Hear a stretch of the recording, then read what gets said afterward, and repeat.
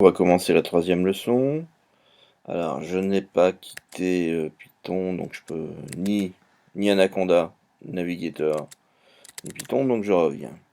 Alors, la première chose qu'on va faire, c'est que toujours dans Documents, dans Initiation Python, on va mettre leçon 3, lesson 3, et on va aller faire un copier du dernier. On va partir du dernier. Voilà. Donc je viens là j'ouvre leçon 3. Donc je suis sous Python, sous Spider, initiation Python leçon 3, SC3. Voilà, et puis je ferme évidemment l'autre. Donc là vous avez vu, il y avait SC3 leçon 2, SC3 leçon 3, puisqu'ils portaient le même nom. Donc ça c'est bien.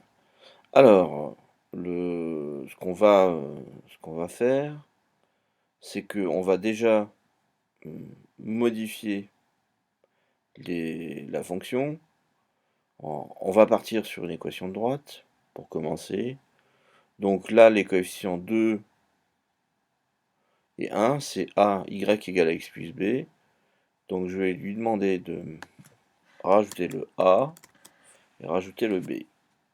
Alors ce qu'on peut faire, c'est dire, bah tiens, le a par défaut c'est 1, le b par défaut c'est 0. Auquel cas, si je mets y égale à x plus b, alors évidemment, du coup ça c'est la... Ah oui, on va faire un copier-coller. On va créer un nouveau fichier. On colle. Celui-là on dit bah non, j'en ai pas besoin. Mais par contre celle-là, on va l'appeler leçon 4. Enfin SC4 pardon. Voilà, et donc du coup il est 10h32. 10h. Là, je le conserve. Pour l'instant, toc. Et ça c'est SC4. Voilà. Donc ce qu'on a changé, c'est qu'on a modifié la définition de calculate function, qui maintenant prend un A et un B. Alors et là je vais le lancer. Je lance. C'est toujours la même idée. Donc là, vous voyez, le Remove all variables before execution, il est déjà précoché. Donc on vérifie le reste. Oui. Oui, oui. Run. Et là, qu'est-ce qu'il nous donne? Alors par rapport au lancement d'avant, il nous renvoie pour de 0 à 10, de 0 à 10. Bah oui, parce qu'en fait, ici, dans Calculate Function, on n'a ni défini le A, ni défini le B. Donc du coup, comme on ne lui a pas défini de valeur pour A et pour B, il utilise des valeurs prédéfinies qui sont 1 et 0. Donc en fait, par défaut, cette fonction-là, c'est y égale x. Donc évidemment, je vais lui mettre un A dans la fonction main et un B. Alors là, il n'est pas content parce qu'on n'a pas défini ni A ni B. Donc, donc A, par exemple 2x, B égale 1. Je modifie l'heure. J'enlève un H ici. Voilà. Et on lance. Et donc du coup, on retrouve bien le 1, 3, 5, 7, 9 jusqu'à 21 qui correspond à 2x plus b. Donc là, on a fait une fonction. Alors évidemment, c'est une manière de faire, mais c'est pas la seule. Parce que là, en fait, le problème, c'est que ça fonctionne juste pour une droite. On pourrait changer la définition. On pourrait changer la définition pour que ce soit un polynôme de degré quelconque. Alors on va y réfléchir, mais avant, ce qu'on va faire, c'est qu'on va rajouter le tracé. Donc je copie ça, je le duplique, je définis une fonction qui va être donc plot function, hein, et on lui donnera comme argument le x-array. le y array, un fig number qui sera un numéro de figure, et puis est-ce qu'on utilise ou pas la grille. Et ce paramètre par défaut on va le mettre à vrai, donc true. L'autre valeur booléenne, puisque c'est comme ça que ça s'appelle, qui a été définie sous Python, c'est false. F-A-L-S-E, donc avec un F majuscule. Donc là j'ai un souci ici, si je laisse pas de ligne, comme d'habitude. Si ça je l'enlève, il n'est pas content puisque en fait la fonction n'est pas finie. Puis là il me marque une erreur aussi puisque du coup la première fonction n'est pas finie, qu'il y a déjà une deuxième définition. Donc je remets le pass en attendant. Voilà. Alors pourquoi je le remets? Parce qu'il faut aussi que je fasse l'importation de ce qui va me servir, des outils qui vont me servir à tracer. Donc on va avoir une commande import, c'est matplotlib, la librairie principale, et on va utiliser la sous-librairie pyplot. Et on utilisera plt comme raccourci pour indiquer qu'on va faire un tracé. Donc pour l'instant il n'est pas content puisqu'on l'importe mais on ne l'utilise pas, donc du coup on va la définir, la fonction plot function. Donc plt, première chose, donc le nom de le numéro de figure. On verra qu'on pourrait rajouter des informations sur la taille et puis aussi la résolution en point par pouce, dot per inches, donc en dpi, pour ceux qui ont déjà entendu parler de cette unité là pour les images. Mais pour l'instant on va faire une fonction simple. Donc on crée une figure. Donc on crée une figure fig number. Ensuite je crée un tracé plot de quoi? De x array, y array, et puis on va essayer ça, tiens, pour voir si ça fonctionne. Parce que matplotlib, ça renvoie à matlab plot, et sous matlab la fonction c'était plot x array, y array, et puis la chaîne de caractères r moins, R pour un tracé en rouge et moins pour un tracé en ligne continue. Ensuite, je lui dis de m'afficher la grille si je décidais que j'avais besoin de la grille. Donc j'utilise le i underscore grid qui, quand il sera effectivement,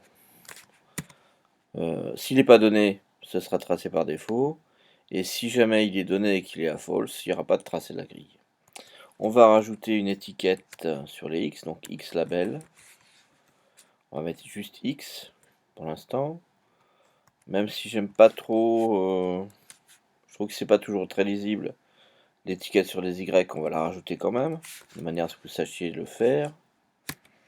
Donc Y, et on va lui rajouter un titre pour commencer. Donc title. Et par exemple, tracé avec un accent, par contre un petit R, tracé de la fonction. Donc là, on n'a pas d'avertissement, par contre, on n'a pas utilisé la fonction. Donc du coup, je copie la déclaration. Ici, ce que je pourrais faire, d'ailleurs, c'est dire que par défaut, si je lui donne pas numéro de figure, ce sera la figure 0. Donc je prends plot function, le x array, y array, et je vais aller le mettre ici. Voilà. Du coup, l'avertissement comme quoi j'utilisais pas le y, il disparaît. Là, il n'est pas encore... Ah oui, là, j'ai la ligne blanche, faut pas que je mette de caractère blanc dedans. Et là, je vais la mettre, tiens, en 1, histoire de voir.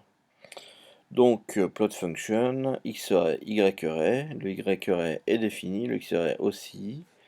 Donc on met l'heure, 11h11, et on lance. Et là, il y a quelques lignes en anglais qui signifient simplement que maintenant, par défaut, à moins de lui dire de configurer Python, enfin Spider autrement, les tracés sont dans plots. Et ici, on a un seul tracé. Donc là, on a la possibilité d'aller le sauvegarder manuellement. On verra comment le faire automatiquement. Et puis de supprimer la figure. Alors, on va pas la supprimer tout de suite. Alors par contre, regardez, bon, le Y, donc il est à l'envers. Hein, il est avec une orientation du bas vers le haut pour l'écriture. Mais ce qu'on peut penser, c'est que le X, le Y et le tracé de la fonction, c'est pas écrit suffisamment en gros. Donc du coup, on va aller modifier le code. Donc on revient sur le label et on va lui dire que il y a une taille de font size. Par exemple, on veut le mettre à 15. Je fais la même chose ici, donc font size égale 15. Et pour le titre, la même chose, font size égale 15. Donc là, il n'y a plus d'avertissement. Par contre, je change d'heure, je sauve et je relance.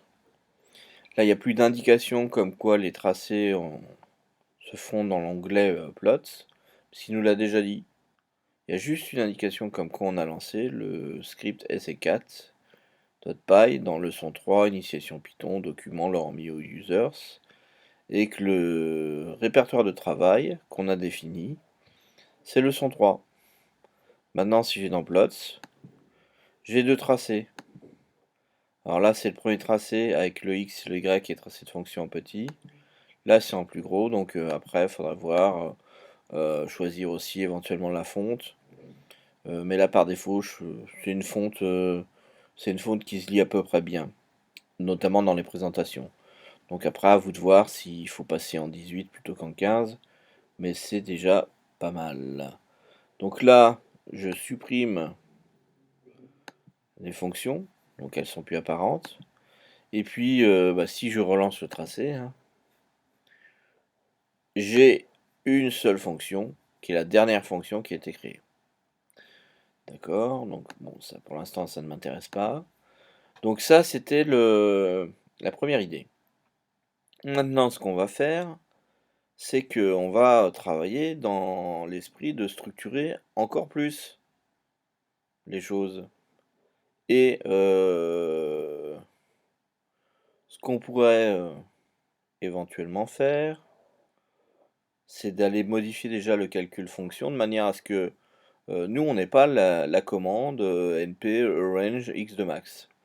Si cette commande-là, cette ligne-là,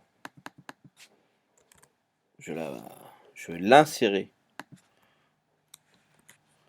je vais la copier dans le Xarray.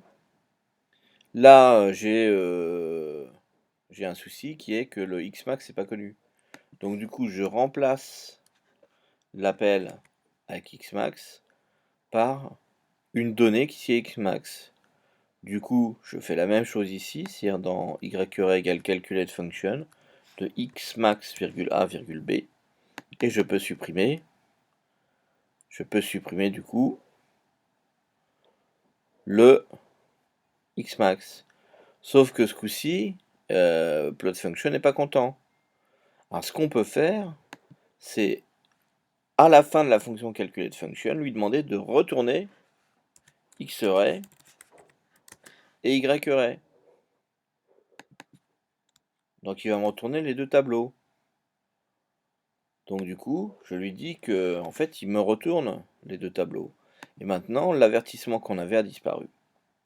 Donc ça, c'est déjà une première modification. Voilà. Et si je relance, j'ai rien dans la console. Par contre, j'ai bien à nouveau le bon tracé avec le x, le y, tracé de la fonction y égale 2x plus 1. Voilà. Puisque ça va de 1 à 21. Donc ça, c'est bon.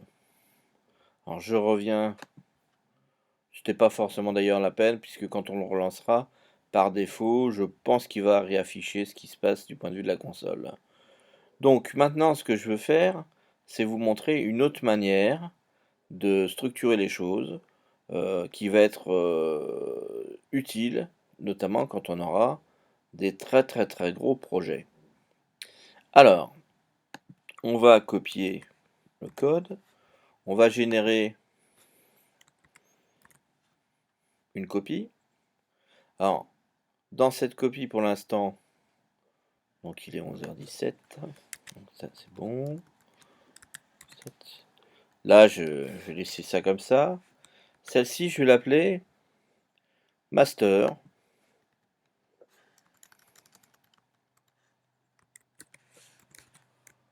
Leçon 3. Voilà. Donc le C4, je le ferme. Et ce qu'on va faire, c'est qu'on va définir, qu'on va esquisser la définition de librairie externe. Une librairie, on ira mettre des fonctions de calcul, et une librairie, on ira mettre des fonctions de tracé. Donc évidemment pour l'instant il n'y aura pas grand chose, mais ça va être le principe qui va être intéressant.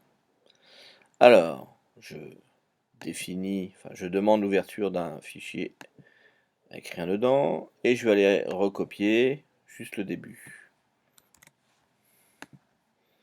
Donc, hop, je sélectionne tout, j'écrase. Donc ça va être, vu que j'ai mis la fonction plot, c'est ce qu'on va appeler tools comme outil et plot.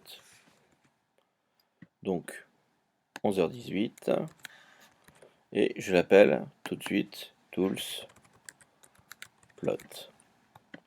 Voilà. Et dans tools plot, je vais voir ce dont j'ai besoin. Est-ce que j'ai besoin de NumPy? Non. Donc je l'enlève. Et ici, qu'est-ce qu'il nous dit? Il nous dit qu'il manque une ligne à la fin de la fonction, et une ligne blanche. Là maintenant, il devrait être content. Donc là, j'ai une fonction, toolsplot, dans laquelle je fais l'import de matplotlib pyplot asplot. On est toujours le 4 avril, il est 11h19, et voilà. Donc là, je viens de déclarer une première bibliothèque qui s'appelle toolsplot. Je vais faire la même chose. Je prends, pour simplifier, tout le code jusqu'à la fin de def-calculate-function. Je génère un nouveau fichier. J'écrase son contenu. Donc il est 11h19. Du coup, la modif, je vais mettre un 2 parce qu'elle interviendra peut-être après 11h19. Et ici, qu'est-ce que ça va être comme nom? Tools. Et par contre, c'est des tools de quoi? De calcul. Donc calculation ou calculate. Tools calculation. Donc d'ailleurs il est déjà 11h. Voilà. Donc tools calculation. Voilà, tools calculation. Je vais donc enlever ce qui concerne le tracé. Donc matplotlib, le import matplotlib pyplot asplot, j'en ai pas besoin. Les fonctions de tracé, j'en ai pas besoin. Par contre là, il n'est pas content parce qu'il y a trop de lignes. Il en veut 2. Et puis ici, qu'est-ce qu'il nous dit? Ah, je suis pas content parce qu'il manque encore une ligne blanche. Donc là, il manque une ligne blanche. Donc maintenant, 11h20.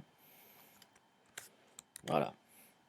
Donc j'ai toolsplot, j'ai tools calculation, qui normalement, je vais vérifier, ils sont dans la leçon 3. J'ai master leçon 3, tools calculation, toolsplot. Donc je reviens sur le master.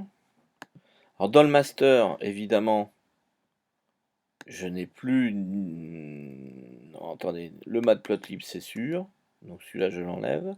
La fonction plot, je l'enlève évidemment. Le calculate function, je l'enlève aussi. Et est-ce que j'ai besoin? Non, j'ai pas besoin non plus du NumPy. Alors, si je reste à ce niveau, si je reste comme ça, il n'est pas content parce que il ne connaît ni calculate function, ni plot function. Donc du coup, ce qu'on va faire, c'est qu'on va faire un import. Donc import. Donc pour l'instant, on a mis plot tools plot pardon, et tools calculation au même niveau. Donc du coup, on va lui dire tools plot as plot et import tools je reprends ce qu'il me proposait en tools, voilà, calculation as calc, ouais calc, tiens, calc. Alors là j'ai défini, il n'est pas content parce que j'ai importé mais j'utilise pas, mais par contre maintenant ce que je lui dis c'est que calculate c'est une fonction. Regardez en fait, si je lui mets calc, c'est ALC, je mets un point, ouais, C, voilà, il me propose calculate. Et là, hop, donc X max, A et B. Je supprime cette partie-là. Et je vais faire quelque chose d'équivalent pour l'autre ligne. Donc là, la première ligne rouge, ah bah oui, mais calque, point. Voilà. Voilà, ça c'est ça que je voulais obtenir. Alors je refais. Regardez, XY, donc égal, calque. Je fais appel au module calque, la librairie calque. Et là, j'ai besoin de quoi? De calculate. Il ne me propose pas? Calque. Il me le proposait tout à l'heure. Calque. Bah, calculate. Ah, voilà. Xmax. Xmax. A. B. Voilà. Bon, en dessous, il n'est pas content parce qu'il y a deux lignes, dont une avec des caractères blancs. Donc là, maintenant, ce qu'il nous dit, c'est que plot, il n'est pas utilisé. Bah non, évidemment, il n'est pas utilisé. Puisque pour l'instant, on a mis plot function. Par contre, si on met plt, point, alors là, il nous propose le plot function. Bon, alors, je l'ai déjà écrit. Donc là, maintenant, il n'y a plus d'avertissement. Donc 11h24. Je sauve. Sauf que là, c'est master lesson 3.py. .py. Il est toujours 11h24. Et là, je lance. C'est un nouveau fichier de départ. Donc du coup, il me repropose toujours le même choix. Donc on est toujours dans la console courante. On a bien là l'effacement des variables avant l'exécution. Le répertoire courant de travail, c'est celui associé au fichier qu'on va exécuter, oui. Et oui, je veux continuer à voir ce dialogue-là pour éviter d'avoir des mauvaises surprises. Boum, il ne m'affiche rien dans la console parce qu'en fait, ce qu'il a fait, c'est qu'il a fait un tracé. Il a fait un tracé dans l'onglet plot. Je le supprime. Donc, ici, j'ai un code qui devient minimaliste avec deux imports qui sont toolsplot, toolscalculation, une fonction main, le test qui permet de dire qu'on va utiliser la fonction main, et dans le main, dans la fonction main, qu'est-ce que j'ai? La définition des données et l'appel. Alors ça, c'est déjà une bonne progression. Maintenant, ce qui sera éventuellement plus adapté, c'est de ne mettre dans le main que les données principales et un appel à une fonction principale. Enfin, qui sera pas main, mais qui sera le sous-main. Du coup, ce qu'on va faire, c'est qu'on va la définir. Voilà. Donc def On va l'appeler submain. C'est le sous-main, où on pourrait dire, je sais pas, ou principal function, ou subfunction, un truc comme ça. Pour l'instant, je m'efface. Du coup, les deux lignes, voilà. Donc, qu'est-ce que je vais mettre dedans? Bah, je vais mettre la partie associée à ces deux appels de fonction. Donc, je copie, je colle, j'enlève le pass. Alors là, il n'est pas content. Pourquoi? Parce que ici, il y a déjà une ligne de trop. Dans le main, il n'est pas content parce qu'il y a X, max, A et B dont il ne sait pas quoi faire. Et puis ici, dans le submain, il n'est pas content parce qu'il dit ben, je connais ni X max, ni A ni B. Donc je reprends X max, A et B, je les mets comme paramètres de la fonction submain. Donc là, j'ai plus d'avertissement s'agissant de la fonction submain, mais il me reste mes avertissements. Ben, pour que je n'ai plus d'avertissement, comme quoi je n'utilise pas X max, A et B, il faut que je l'utilise. Donc dans résultat, dans la section résultat ici, je viens recopier donc l'appel à la fonction sous-principale, submain, qui prend comme paramètre X max, A et B. Donc je modifie l'heure, j'enregistre, donc disparition de l'étoile à côté du underscore 3 et donc devant le point pi, et je lance. Et là, qu'est-ce qu'il nous dit? Attention, j'ai rechargé les modules Tools Plot et Tools Calculation. OK. Et si on va dans Plot, on a bien le bon tracé. Donc, ça, c'est déjà en fait une organisation qui permet d'avoir un code qui est très propre, avec l'utilisation de bibliothèques. Alors pour l'instant, elles sont minimalistes, hein, mais on va construire d'autres choses.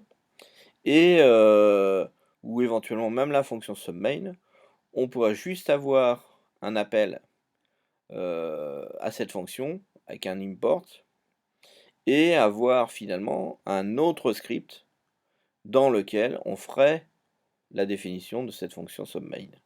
Alors là, c'est pas forcément utile à ce niveau-ci, mais on a déjà quelque chose en fait comme ça qui est déjà pas mal structuré. Alors, on va aller un tout petit peu plus loin parce que sitôt qu'on va travailler en projet, on va se dire que les bibliothèques du type toolsplot, toolscalculation, etc., il faudrait les mettre dans des dossiers où on aurait par exemple tout ce qui concerne le tracé, parce que peut-être qu'on aura des tracés simples, on aura des tracés compliqués. Donc, stocker les différentes bibliothèques dans des sous-dossiers du dossier où on trouvera finalement le programme d'appel. Donc ça, on va le faire. Donc, je reviens sous le Finder. Je vais dans le leçon 3. Et dans le leçon 3, je vais mettre donc un premier dossier. Un premier dossier qui va être les bib comme bibliothèque, plot, ou voire même tools plot, bibliothèque d'outils, plot, dans lequel je vais mettre toolplots. Je vais me faire une deuxième bibliothèque, bib tools calculation, dans lequel je vais mettre tools calculation. Je vais faire une copie de ce fichier là et je vais changer son nom en init, comme ça, je pense que c'est ça. Lui, je vais aller l'éditer. Donc j'ouvre le fichier init et je supprime tout son contenu. Je le sauve. Voilà. Alors, oui, bah évidemment, j'aurais dû le faire même avant. Toc. Donc là, ce qu'on fait maintenant, c'est que ce init, donc il y a un fichier vide, On va le mettre, on va en copier une copie dans les deux sous-dossiers de bib tools calculation et bib tools plot. Pourquoi? Parce que ce fichier-là, vide, à partir du moment où il est présent, si on a plusieurs fichiers, ça va permettre finalement à Python, et à Spider notamment, de de pouvoir construire une liste des fonctions, ou une liste des bibliothèques plutôt, ou des scripts rassemblant des fonctions. Donc c'est vous qui voyez ce qu'on emploiera comme nom. Notamment quand on va y faire appel. Alors par contre, si on revient sur le script principal, master leçon 3, là, si je le lance, il me dit, ah, j'ai pas trouvé toolsplot. Il s'est arrêté au premier. Bah oui, parce que toolsplot, si je reviens dans le Finder, toolsplot, maintenant il est où? Il est dans bibtoolsplot. Donc il faut que je copie le nom du sous-dossier, que je revienne ici, et ici, si je mets pommv.toolsplot, maintenant si je sauve et que je relance, ah, ce coup-ci c'est tools calculation qu'il n'arrive pas à trouver. Bah oui, parce que tools calculation, lui, il est dans bib tools calculation. Donc du coup, devant tools calculation, je rajoute bib tools calculation avec un point. Je change l'heure, tant qu'à faire. Voilà, et je sauve. Et là, ah ben, il n'y a plus de souci. Il me dit juste qu'il a rechargé le bib toolsplot. Alors, et si on va dans les plots, on a bien le tracé de la fonction. Donc je relance. Vous voyez ce que je vous avais dit, quand on relance, il revient sur la console. Là, ce qu'il nous dit, c'est qu'il a rechargé à la fois bibtoolsplot et à l'intérieur, il a rechargé toolsplot, et que dans bibtoolscalculation, il a chargé toolscalculation. Et dans plot, on a bien notre tracé. Donc à ce stade, on a déjà quelque chose qui commence à être bien structuré, qui est donc un fichier que j'ai appelé master, qui lui va aller faire un appel à des bibliothèques. Donc une première bibliothèque de tracé, avec une seule fonction, et une deuxième bibliothèque de calcul pour laquelle, ou dans laquelle, en fait, pour l'instant, il y a une seule fonction. Et si on regarde bien, là, ce qu'il faut retenir, c'est que donc, du coup, on a un nom, un alias qui permet finalement de dire, bah voilà, ce qui appartient à bibtoolsplot.toolsplot, je vais le faire précéder de plot. Par exemple, PLT de PLT, pardon, et plt.plotFunction, ça va aller appeler la fonction plotFunction dans bibtoolsplot.toolsplot.py. De la même manière, pour la fonction de calcul, on a calc.calculateFunction, et calc, c'est le script toolsCalculation ou la bibliothèque toolsCalculation.py dans le sous-répertoire bibtoolsCalculation. Donc là, on a vu comment créer un fichier master, comment créer des bibliothèques et comment les ranger proprement. Si je lance donc le script, on a l'information sur le chargement des deux bibliothèques avec l'indication de l'endroit où elles sont stockées, c'est-à-dire dans bibtoolsplot pour toolsplot et dans bibtoolscalculation pour toolscalculation. Dans l'onglet plot, j'ai bien le tracé. Alors maintenant, qu'est-ce qui s'est passé? Quel a été le résultat de l'exécution de cette nouvelle version avec une structuration? Pour le savoir, il faut revenir sur le Finder. Finder, j'ai dit. Donc, dans le dossier leçon 3, on a toujours EC3 et EC4 qu'on va laisser puisque c'était des versions intermédiaires qui peuvent être intéressantes pour vous. J'avais mis un underscore init underscore .py feed au niveau de leçon 3 et j'en ai mis un aussi dans bibtoolscalculation et bibtoolsplot. Alors si on regarde bien, à chacun de ces niveaux-là, j'ai un dossier PyCache. Underscore, underscore, PyCache, underscore, underscore. Alors, au premier niveau, c'est-à-dire dans leçon 3, qu'est-ce qu'on a? On a quelque chose qui finalement correspond à toolscalculation.cpython-37.pyc et puis toolsplot-cpython-37.pyc. Ça, ce sont des versions en code machine qui ont été générées par Python à la suite de la première exécution et qui seront régénérées s'il y a des modifications dans, par exemple dans toolsplot ou dans toolscalculation. Donc ça lui permet d'avoir à disposition une version qui est déjà pré-mise en forme pour lui. Donc ça ira un petit peu plus vite. Maintenant, si je vais dans bib tools calculation, dans le sous-dossier, là aussi j'ai un underscore underscore pycache underscore underscore, dans lequel je retrouve aussi en fait finalement la même chose. Tools calculation, CPython, C37PYC, PYC, et la même chose. Alors ça, si on essaie d'aller ouvrir ces trucs-là, je ne sais même pas si j'ai une application qui va être contente. Les ouvrir, pour l'instant, il n'y a personne qui veut le faire. Tiens, il y a TextEdit. Qu'est-ce qu'il nous dit, TextEdit?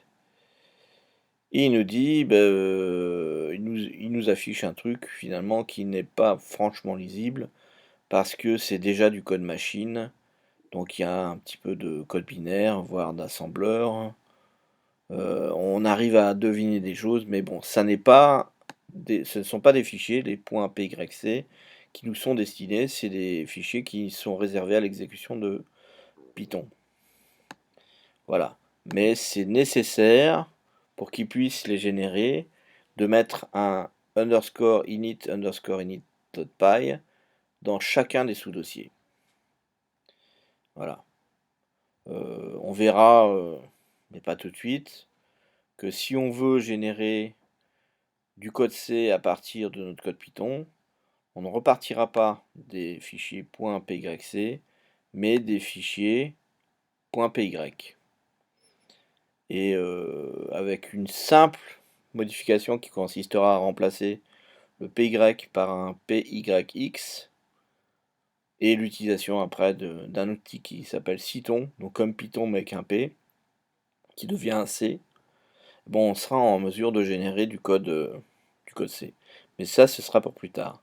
Donc à ce stade, ce qu'on peut voir, c'est qu'on a construit une architecture où on a un fichier qui correspondra au fichier master de l'application ou du projet, donc master lesson 3, qui utilise des bibliothèques qui sont rangées dans des sous-dossiers, voilà, au même niveau.